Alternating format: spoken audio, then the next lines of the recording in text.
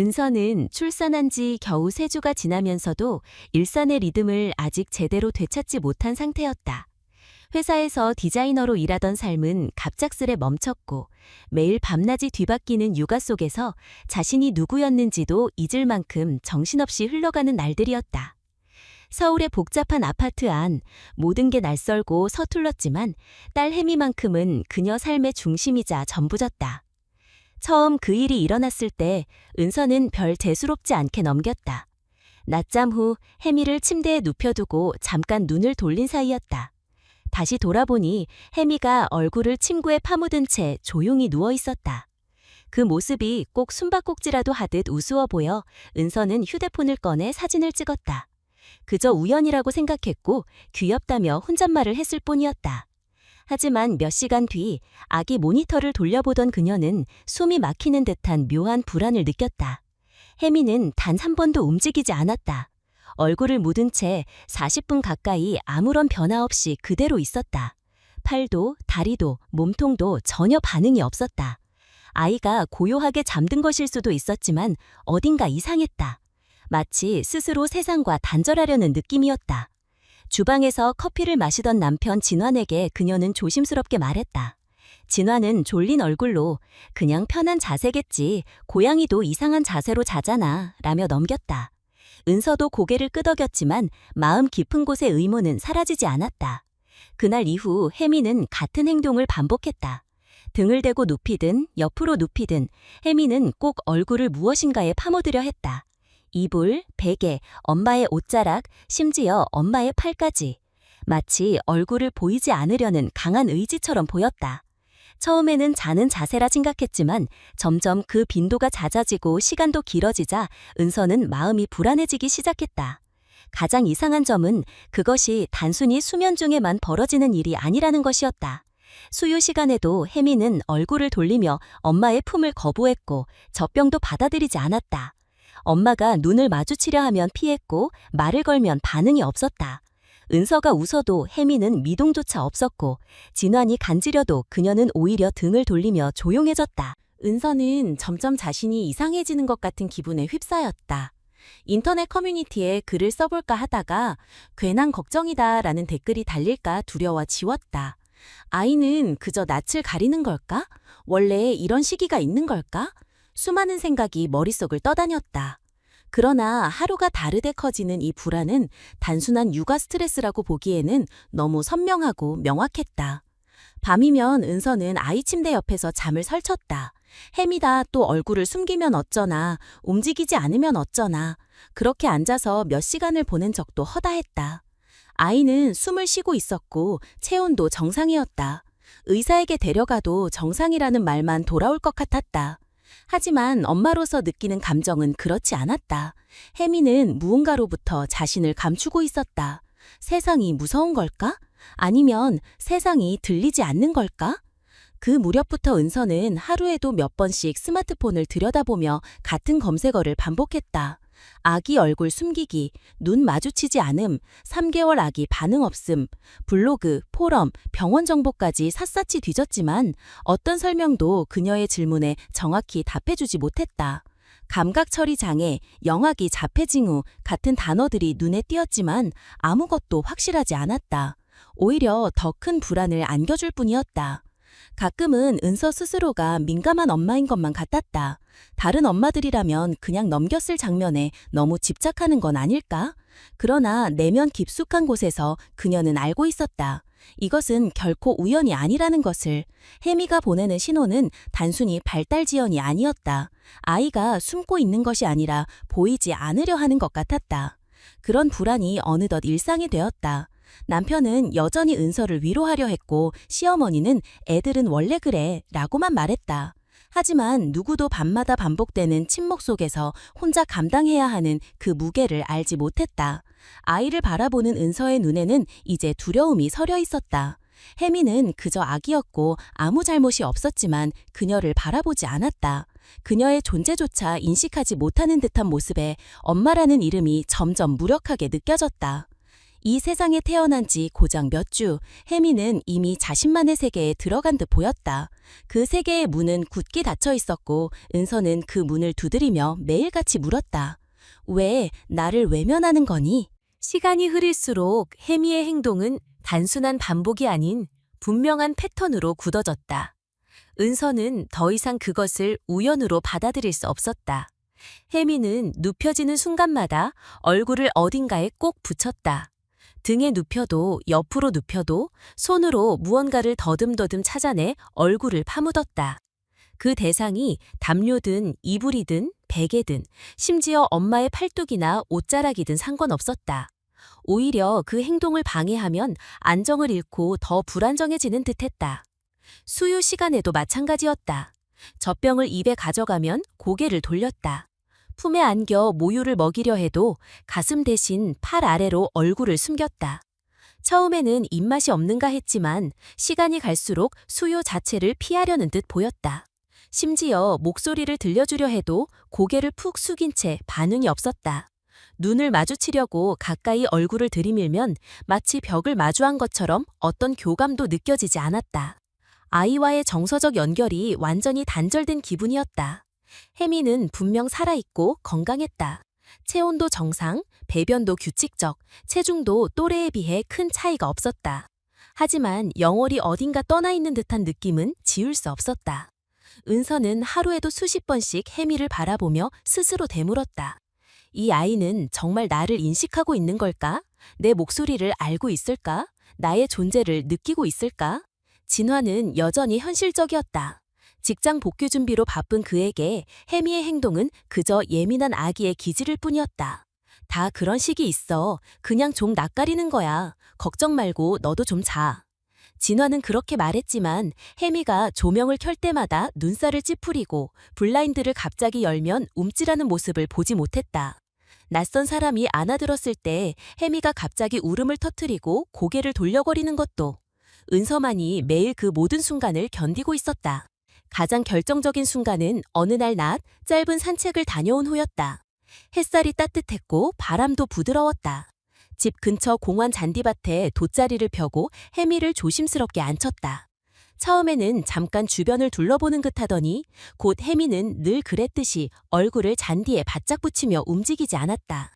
돗자리의 거친 섬유 위에 뺨을 댄 채 숨을 죽였다.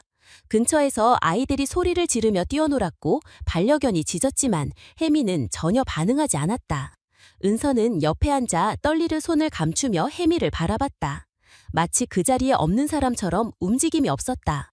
왜 우리를 받아들이지 않는 거야? 속으로 수없이 되뇌었다. 공원에서 돌아온 후 은서는 그날 밤 거의 미친 사람처럼 스마트폰을 붙잡고 검색을 이어갔다. 신생아 얼굴 숨기기, 3개월 아기 눈 마주치지 않음, 신생아 정서적 단절 같은 키워드로 모든 사이트를 뒤졌다. 엄마들 커뮤니티에서는 감각 처리 장애에 대한 글이 반복해서 나왔고 전문가 칼럼에는 자폐 스펙트럼 장애의 초기 징후가 언급되어 있었다. 그러나 혜미의 행동은 단순한 기준이나 병명으로는 설명되지 않았다.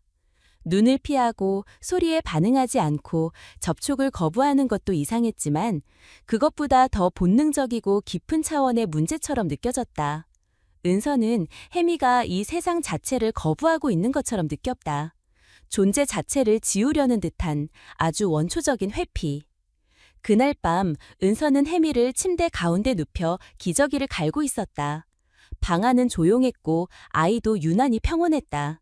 새 옷을 가지러 옷장을 향해 한 걸음 움직이는 사이 다시 혜미는 얼굴을 깊숙이 담요 속으로 파묻고 있었다.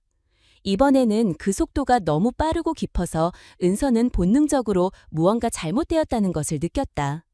달려가 아이를 안아들었을 때 혜미는 숨을 쉬고 있었지만 반응이 없었다. 팔은 늘어져 있었고 눈은 뜨고 있었지만 초점이 없었다. 그 순간 은서는 모든 이성과 이론을 내려놓고 단 하나의 감정만 남았다. 두려움이었다.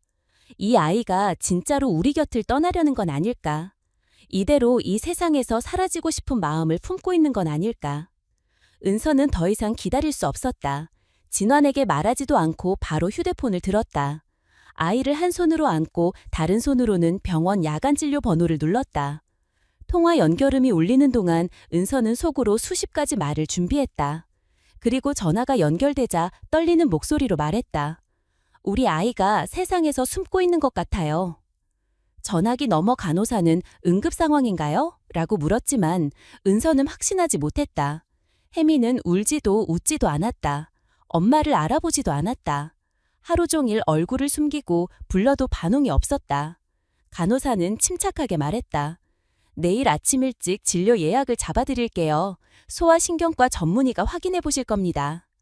은서는 고개를 끄덕였지만 대답은 나오지 않았다. 혜미를 가슴에 안은 채 몸을 살짝 흔들며 아이의 이름을 속삭였다. 진화는 방문 앞에 서 있었다. 조용히 바라보다가 말했다. 내가 너무 늦게 알아챈 것 같아. 은서는 아무 말도 하지 않았다. 이제 중요한 것은 내일이었다. 혜미가 정말 어떤 세상에 살고 있는지를 알아내는 것, 그리고 언젠가 그 아이의 웃음을 다시 볼 수 있을지 확인하는 것. 해가 뜨기도 전에 은서는 이미 옷을 입고 있었다. 기저귀 가방을 꼼꼼히 챙기고 분유와 물, 여분의 옷가지까지 확인한 후 혜미를 조심스럽게 감쌌다. 밤새 한숨도 자지 못했다. 진환 역시 침대에 누워 있었지만 눈을 감지 못했다. 서로 말을 아꼈고 집안은 침묵으로 가득했다. 차 안에서 라디오도 틀지 않았다. 혜미는 은서의 품에 안긴 채 여전히 움직이지 않았다. 눈을 감고 있었지만 깊은 잠은 아니었고 언제나처럼 조용했다. 그러다 갑자기 혜미가 몸을 비틀더니 은서의 가슴에 얼굴을 파묻었다. 순간적으로 힘이 들어간 듯한 느낌. 마치 어디든 숨을 수 있는 공간을 본능적으로 찾아낸 듯했다. 은서는 아이를 더 꼭 끌어안았지만 마음은 더 무거워졌다. 병원에 도착하자 접수대 간호사가 먼저 다가왔다. 어젯밤에 전화 주신 분이죠? 목소리는 친절했지만 은서는 고개만 끄덕일 뿐이었다. 대기 시간이 길지 않았다. 곧 작은 진료실로 안내되었고 소아신경과 전문의인 벨 박사가 들어왔다. 클리포드를 들고 있었고 차분한 말투와 조용한 눈빛이 인상적이었다. 그녀는 자리에 앉자마자 조용히 말했다. 여기까지 잘 오셨어요. 괜찮아요.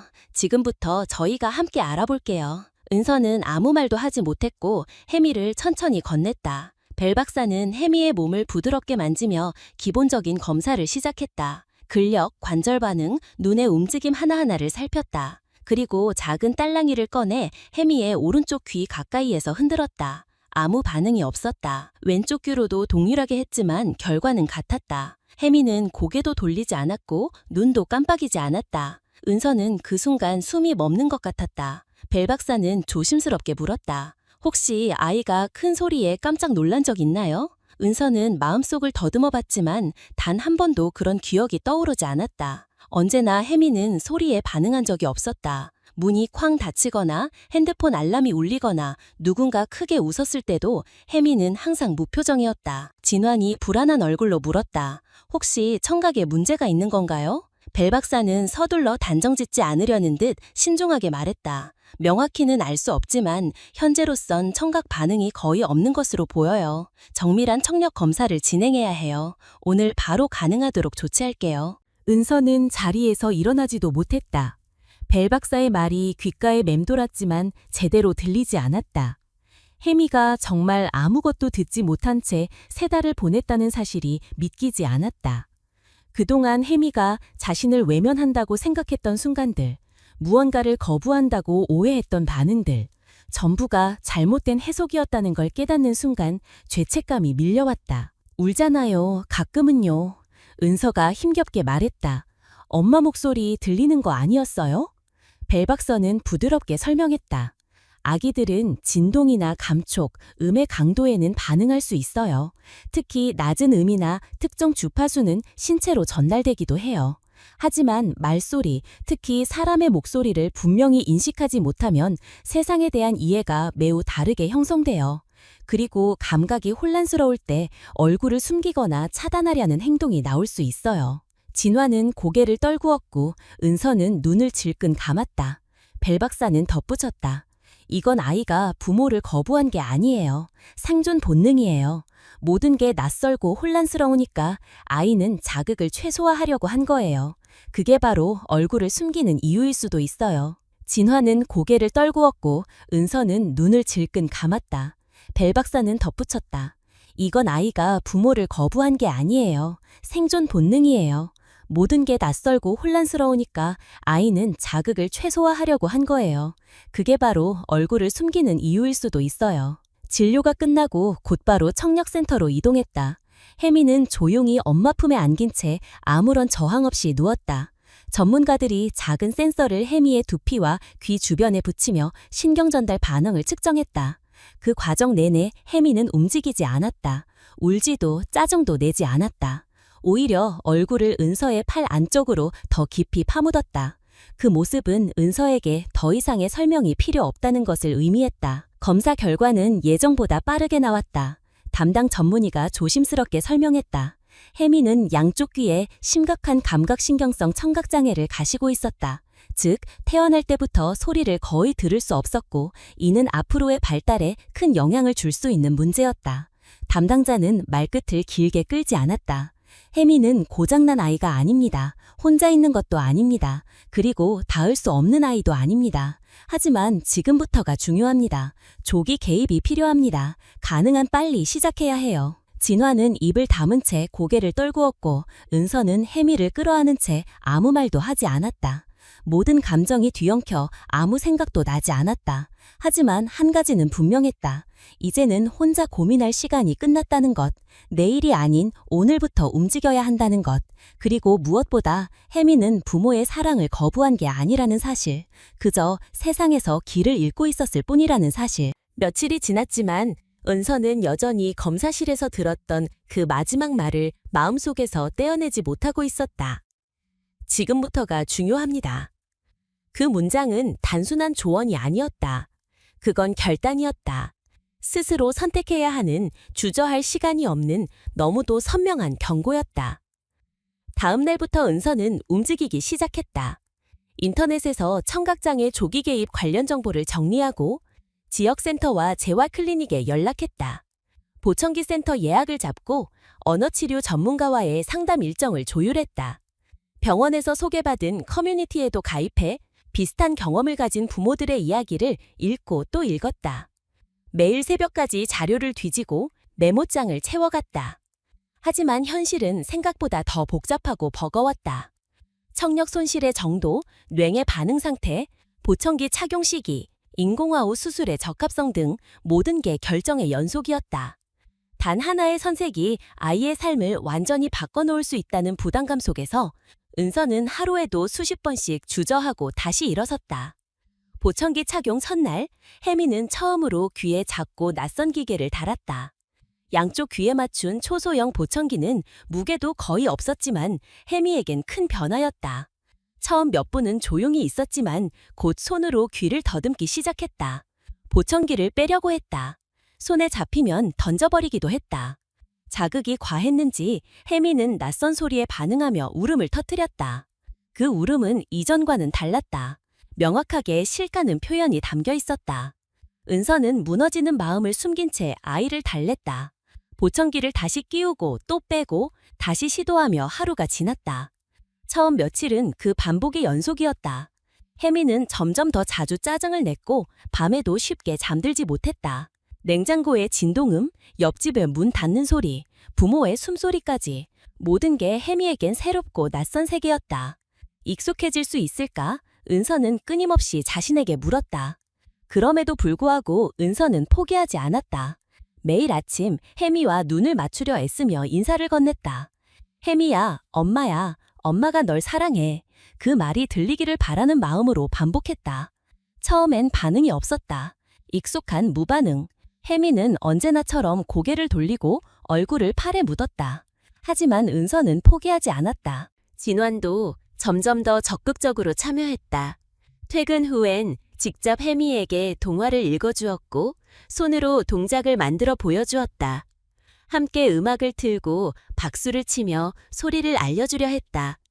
처음엔 어색하고 서툴렀지만 두 사람 모두 혜미가 닿을 수 있는 세상을 만들어주기 위해 조금씩 달라지고 있었다. 하루는 언어치료사와의 첫 상담이 있었다.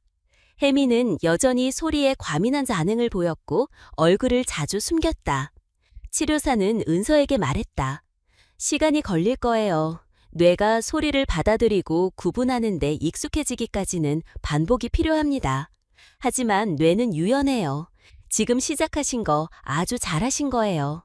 그 말은 은서에게 큰 위안이 되었다. 무언가를 잘하고 있다는 말이 그토록 간절할 줄 몰랐다. 혜미는 점차 변화하기 시작했다.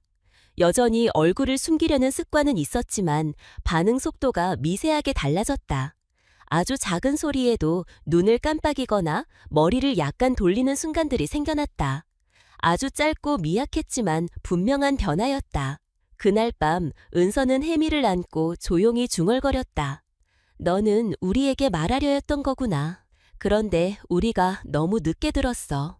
눈물이 흘렀다. 혜미는 여전히 침묵 속에 있었지만 어쩌면 지금 이 순간만큼은 엄마의 마음이 닿았기를 바랐다. 다음 날 아침 은서는 늘 하던 대로 혜미와 마주 앉아 인사를 건넸다. 혜미야, 엄마야. 엄마가 널 사랑해. 똑같은 말, 똑같은 거리, 똑같은 목소리.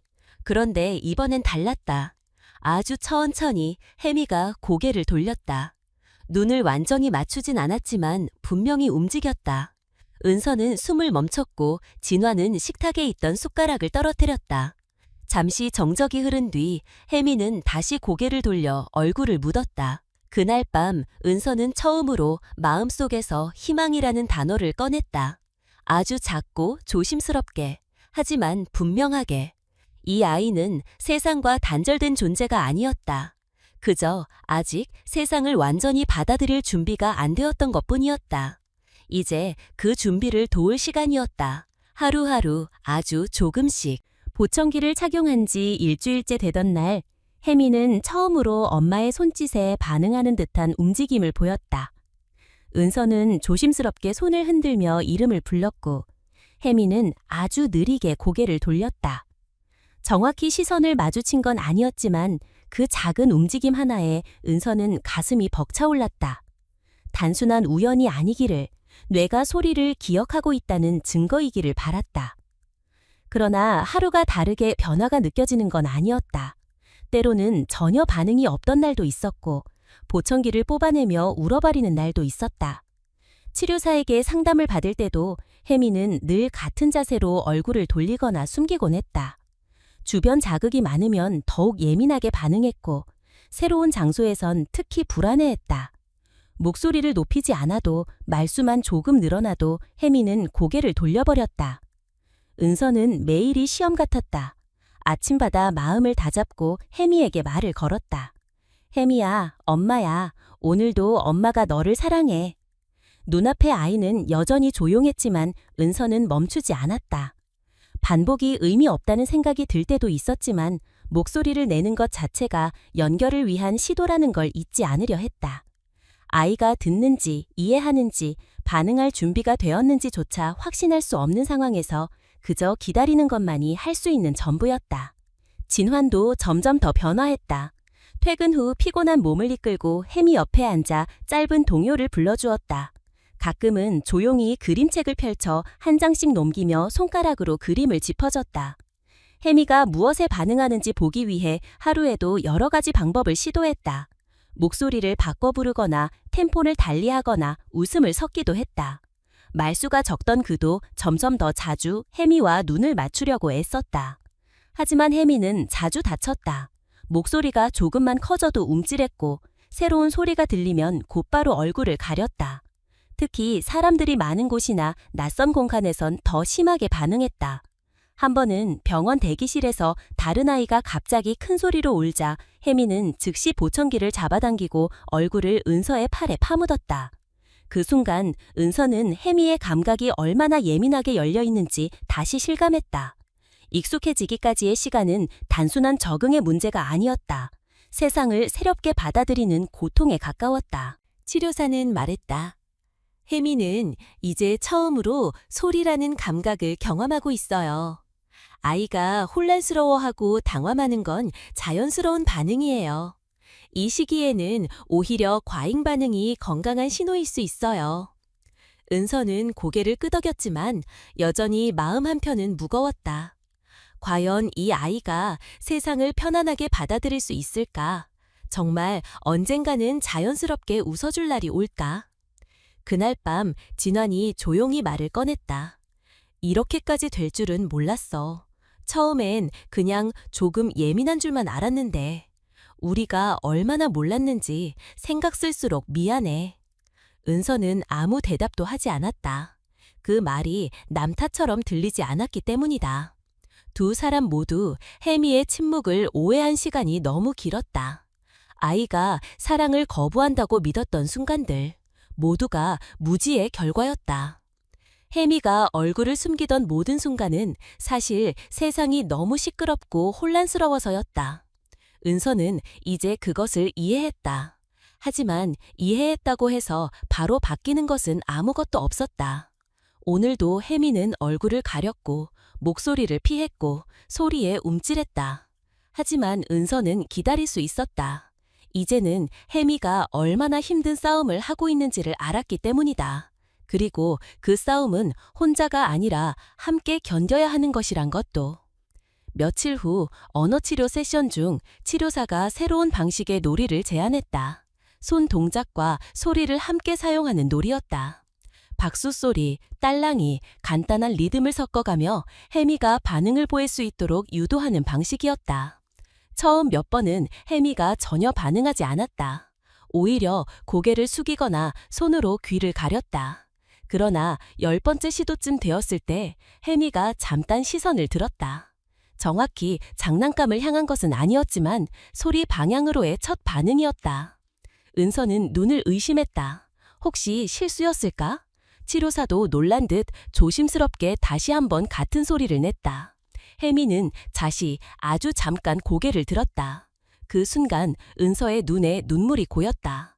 확신할 수는 없었지만 분명히 이전과는 달랐다. 소리를 무시하던 아이가 처음으로 고개를 들었다. 그날 저녁 혜미는 보통처럼 저녁 수유를 마친 후 은서 품에 안겨 있었다. 은서는 익숙한 말투로 속삭였다. 혜미야, 엄마야, 오늘도 사랑해. 그러자 혜미가 고개를 천천히 들었다. 그리고 아주 작게, 아주 조심스럽게 입꼬리를 올렸다. 미소라고 부르기에는 너무 짧고 미세한 움직임이었지만 은서는 그것이 어떤 말보다 더 큰 대답이라는 걸 알았다. 그 순간 진환이 뒤에서 멈춰섰다. 손에 들고 있던 컵을 조용히 내려놓고 혜미를 바라봤다. 말없이 그러나 분명한 눈빛으로. 혜미는 드디어 세상에 자신을 조금 열기 시작했다. 아주 작고 천천히, 하지만 분명하게. 그날 이후로 은서는 혜미의 아주 미세한 움직임 하나하나에 온 신경을 쏟았다. 눈이 살짝 흔들리는지, 고개를 돌리는 각도가 얼마나 달라졌는지, 소리에 대한 반응이 일관성 있는지. 매일 아침부터 밤까지 은서는 아이를 관찰하며 기록을 남겼다. 손으로 적은 노트는 이미 빽빽했고 휴대폰 메모 앱은 수십 개의 날짜와 시간으로 가득했다. 하지만 기적은 매일 일어나지 않았다. 그날 혜미가 보였던 미소 이후 다시 며칠간은 아무런 반응이 없었다. 은서는 다시 예전처럼 아이가 자신을 외면하는 듯한 느낌에 빠졌고 감정의 무게가 다시 짓눌러 왔다. 치료사의 말처럼 변화에는 시간이 필요하다는 것을 알고 있었지만 감정은 언제나 논리보다 앞섰다. 진환도 마찬가지였다. 일터에서는 일에 집중하려 해도 머릿속에는 늘 혜미가 떠올랐고 퇴근길엔 무거운 마음으로 집으로 향했다. 집에 들어서면 조용히 혜미의 눈을 들여다보며 마음없이 마음속으로 기도하듯 이름을 부르곤 했다. 오늘은 조금 더 열렸으면. 그런 바람은 날마다 되풀이되었다. 언어 치료와 청각 재활은 계속되었다. 혜미는 여전히 소리에 과민하게 반응했다. 작은 소음에도 깜짝 놀랐고 새로운 환경에선 얼굴을 감추려 했다. 낯선 사람의 목소리는 무조건적으로 거부했다. 병원에서 다른 보호자와 마주치기만 해도 울음을 터뜨리는 경우도 있었다. 은서는 그런 혜미를 감싸며 괜찮아, 괜찮아 라는 말을 수도 없이 반복했다. 그 말은 혜미를 향한 것이기도 했지만 스스로에게 되뇌는 주문이기도 했다. 어느 날 병원에서의 재활 후 돌아오는 길에 은서는 차 안에서 조용히 진환에게 물었다. 이게 정말 의미가 있을까? 잠시 침묵이 흐른 뒤 진환이 고개를 끄덕이며 대답했다. 혜미가 들을 수 있게 됐다면 그거 하나로도 의미 있어. 그 말은 간단했지만 은서에겐 큰 위안이 되었다. 기대는 줄이고 과정을 믿기로 했다. 당장 결과를 바라는 것이 아니라 지금 혜미가 살아있는 방식 그대로를 받아들이기로. 그날 밤 은서는 다시 평소처럼 혜미에게 말을 건넸다. 혜미야, 엄마야. 오늘 하루도 고생 많았어. 사랑해. 혜미는 아무런 반응이 없었다.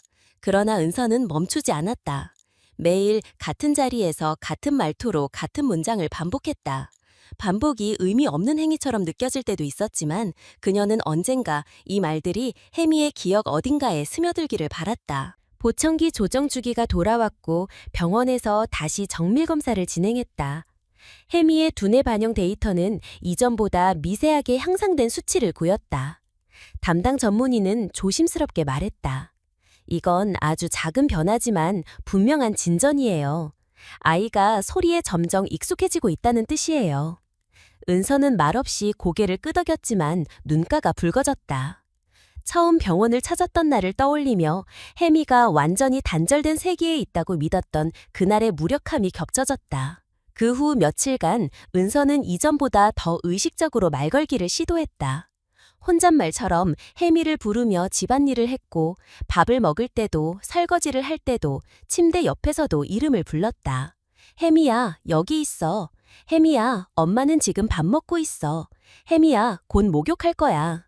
문장들은 특별할 것 없었지만 모두가 연결을 향한 시도였다. 그 무렵 치료사로부터 새로운 제안을 받았다. 촉각과 시각 자극을 동시에 활용해 언어를 연결하는 방식이었다. 소리의 반응이 약한 혜미에게 말소리와 동시에 부드러운 터치를 더해 신경 반응을 자극하자는 것이었다.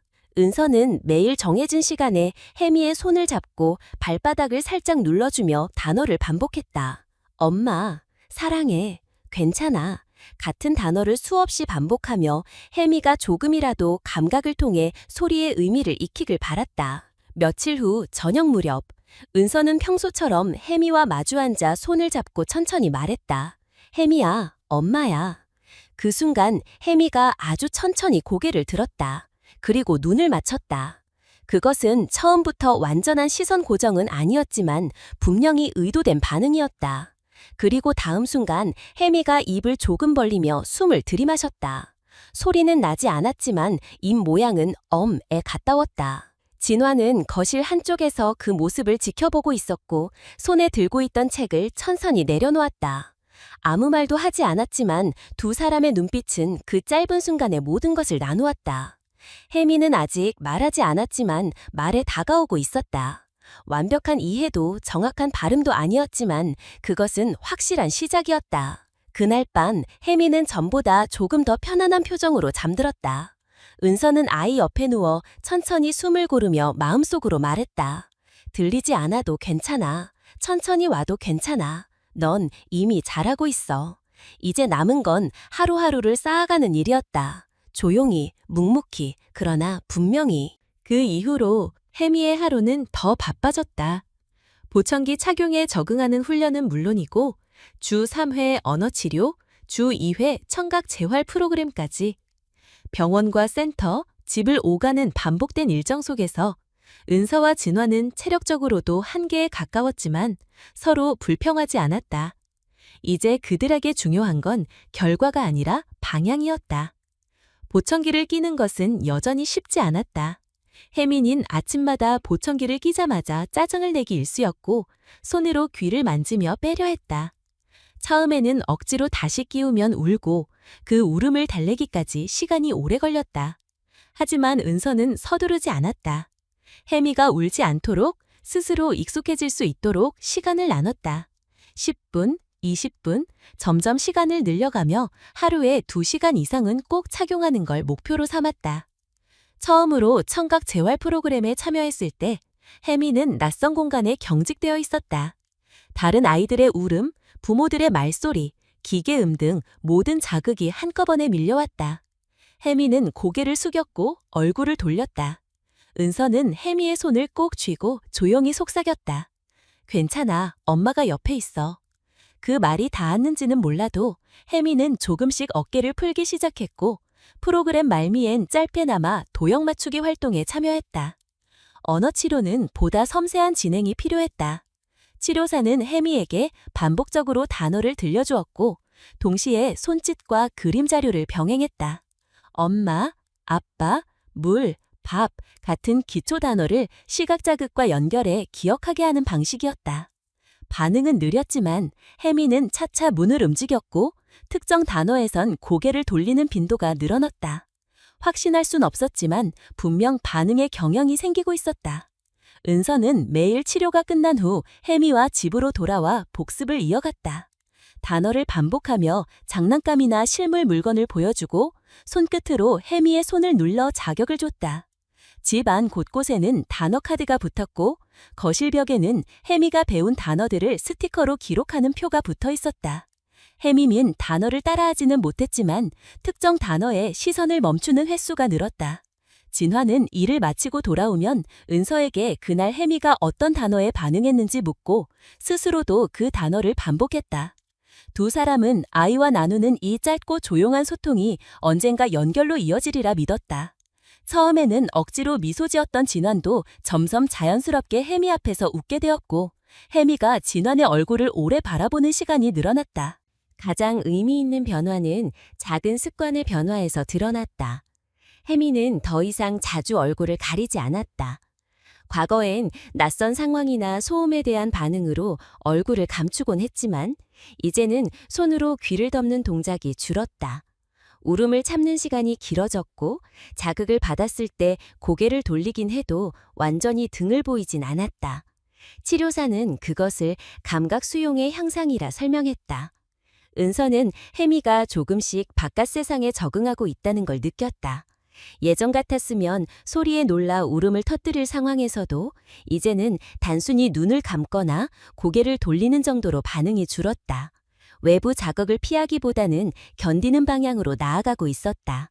그리고 그 변화는 하루아침에 이뤄진 것이 아니라 수백 번의 반복 끝에 쌓인 결과였다. 진화는 어느 날 늦은 밤 은서에게 물었다. 우리 지금 잘 가고 있는 거 맞지? 은서는 대답하지 않고 고개를 끄덕였다. 그 대답엔 확신보다 믿음이 담겨 있었다. 미래는 여전히 불확실했고 혜미가 언제 말을 시작할지, 얼마나 소리를 이해할지 아무도 알 수 없었다. 하지만 지금 이 순간 혜미는 분명히 나아가고 있었다. 며칠 후 치료센터에서 혜미는 새로운 단어를 들었다. 과자. 처음 듣는 단어였고 소리 자체도 복잡하지 않은 단음이었다. 치료사가 단어를 3번 반복하자 혜미는 눈을 치료사에게로 돌렸다. 그리고 은서가 그 단어를 한 번 더 반복했을 때 혜미는 손을 살짝 들었다. 아직 의도적인 동작은 아니었지만 그것은 분명한 반응이었다. 치료사는 조용히 웃으며 고개를 끄덕였다. 그날 저녁 은서는 혜미의 보청기를 조심스럽게 빼주며 속삭였다. 오늘도 잘했어. 정말 잘했어. 혜미는 눈을 감고 있었지만 입꼬리가 아주 살짝 올라갔다. 은서는 그것이 피곤함 때문인지 미소인지 구별할 수 없었다. 그러나 그저 그 순간이 고마웠다. 하루 종일 혜미가 견뎌온 모든 자극과 노력이 그 작은 반응 하나로 보상받는 기분이었다. 진화는 그 모습을 옆에서 지켜보다가 조용히 말했다. 혜미는 진짜 대단한 아이야. 은서는 대답하지 않았다. 대신 혜미의 이마에 입을 맞추며 속으로 중얼거렸다. 이 세상에서 가장 용감한 아이, 너는 지금 스스로의 방식으로 세상에 들어오고 있어. 몇 주가 더 흘렀고 혜미는 매일 조금씩 세상과 가까워지고 있었다. 단어를 인식하는 속도는 여전히 느렸지만 반응은 점점 분명해졌고 보청기 착용 시간도 눈에 띄게 늘었다. 처음엔 하루에 1시간도 힘들었던 혜미가 이제는 4시간 이상 보청기를 유지할 수 있게 되었고 은서는 매일 그 기록을 스티커로 벽에 붙이며 조용히 축하했다. 혜미는 아직 말을 하지 않았다. 소리를 따라하거나 음절을 힘내지는 않았지만 특정 단어에 고개를 돌리고 소리의 방향을 인식하는 반응이 안정되었다. 특히 엄마라는 단어에 대한 반응은 더 뚜렷해졌고 은서가 부르면 고개를 천천히 돌려 바라보는 횟수가 늘었다. 눈빛이 닿을 때마다 은서는 이전과 다른 감정을 느꼈다. 그건 단순한 시선이 아니라 서로를 확인하는 응답이었다. 어느 날 오후 언어 치료를 마치고 돌아오는 길, 은서는 지하철 안에서 혜미에게 속삭이듯 말했다. 혜미야, 오늘은 엄마가 조금 피곤하네. 그 말에 혜미가 은서를 바라보며 눈을 깜빡였다. 아무 말도 하지 않았지만 그 눈빛엔 무언가 이해하는 듯한 온기가 담겨 있었다. 말로 설명할 수 없는 연결감. 은서는 그 순간을 평생 잊지 못할 거라 직감했다. 그날 밤 진화는 퇴근 후 평소처럼 혜미에게 동화를 읽어주었다.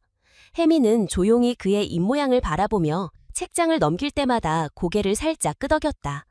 페이지가 넘어가는 소리, 낮게 울리는 아빠의 목소리, 그 모든 것이 혜미에게 새로운 세계였다. 진화는 책을 덮으며 아이에게 말했다. 혜미야, 넌 정말 잘하고 있어. 아빠가 항상 너랑 함께 할 거야. 은서는 그 모습을 옆에서 지켜보다가 조용히 자리에서 일어났다. 부엌에서 따뜻한 물을 끓이며 마음속으로 오늘 하루를 정리했다.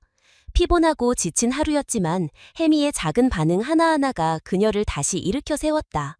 말이 없어도 완벽하지 않아도 지금 이 순간들이야말로 가장 완전한 시간이라는 걸 깨달았다. 몇 주 뒤 병원에서 정기검진을 받던 날, 청각재활센터 전문의가 새로운 검사 결과를 들고 조용히 말했다. 혜미의 청각 반응이 초기에 비해 많이 좋아졌습니다. 조기 개입 덕분에 뇌가 소리를 받아들이는 속도도 빨라지고 있어요. 만약 계속 이렇게 진행된다면 인공화호 수술 없이도 기능적인 언어 습득이 가능할 수 있어요. 은서는 놀라움보다는 조심스러운 안도감을 느꼈다. 확정된 미래는 아니었지만 분명 가능성이라는 문이 조금 더 열리고 있었다. 그 말을 들은 진화는 의료진에게 고개를 숙여 감사 인사를 했고 혜미의 손을 꼭 잡았다. 혜미는 그의 손 안에서 작은 손가락을 꼼지락거리며 응답했다. 그날 집으로 돌아와 은서는 혜미를 무릎 위에 앉히고 조용히 말했다. 혜미야, 우리 많이 걸어왔지? 아직도 갈 길이 멀지만 엄마는 괜찮아. 넌 이미 정말 잘하고 있어. 혜미는 입을 벌려 소리를 내려고 하는 듯 했지만 결국 아무 소리도 나지 않았다. 하지만 은서는 기다릴 수 있었다. 지금 이 순간이 충분했기 때문이었다. 몇 달 후 혜미는 드디어 첫 단어를 말했다. 정확한 발음도 또렷한 소리도 아니었지만 분명히 들리는 한 음절이었다. 그 말이 은서의 귀에 들어온 순간 온 세상이 조용해졌다. 진화는 손을 입에 가져가며 감정을 참았고 은서는 눈물을 터뜨렸다. 혜미는 그 짧은 음을 말한 뒤 엄마를 바라보며 작게 웃었다. 그 미소는 그동안의 모든 시간이 헛되지 않았음을 증명하는 듯했다. 말이 없어도 눈물이 많아도 좌절과 두려움이 반복되어도 결국 사랑은 길을 찾는다는 것을. 아이가 태어나 처음으로 내뱉은 한마디는 부모에게 단순한 말 그 이상이었다. 그것은 세상을 향한 혜미의 첫 번째 인사였고 세상은 이제 혜미의 목소리를 기억하게 될 것이다. 혜미의 세상은 여전히 조용하다. 소리가 들리는 방식도 반응하는 속도도 남들과 다르다. 그러나 그 다름은 결핍이 아니다. 그것은 그 아이만의 방식이며 그 속도대로 세상을 느끼고 있다는 증거다. 언젠가 혜미는 더 많은 단어를 말할 것이고 더 긴 문장을 완성할 것이다. 하지만 그보다 더 중요한 것은 혜미가 이미 존재로서 말하고 있다는 사실이다.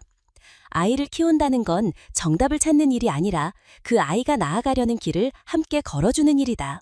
모든 아이가 같은 속도로 자라지 않듯 모든 사랑도 같은 모양일 필요는 없다. 혜미의 조용한 웃음 하나가 그 모든 것을 가르쳐 주었다. 그리고 그걸 이해한 순간 세상은 조금 더 다정한 곳이 되었다. 오늘 이야기 끝까지 함께 해주셔서 진심으로 감사드립니다. 혜미와 은서 그리고 진환의 이야기를 통해 우리가 함께 나눌 수 있었던 것은 단지 한 가족의 고통이나 회복이 아니라 아이의 세상을 이해하려는 마음이 얼마나 깊고 소중한 것인지에 대한 깨달음이었습니다.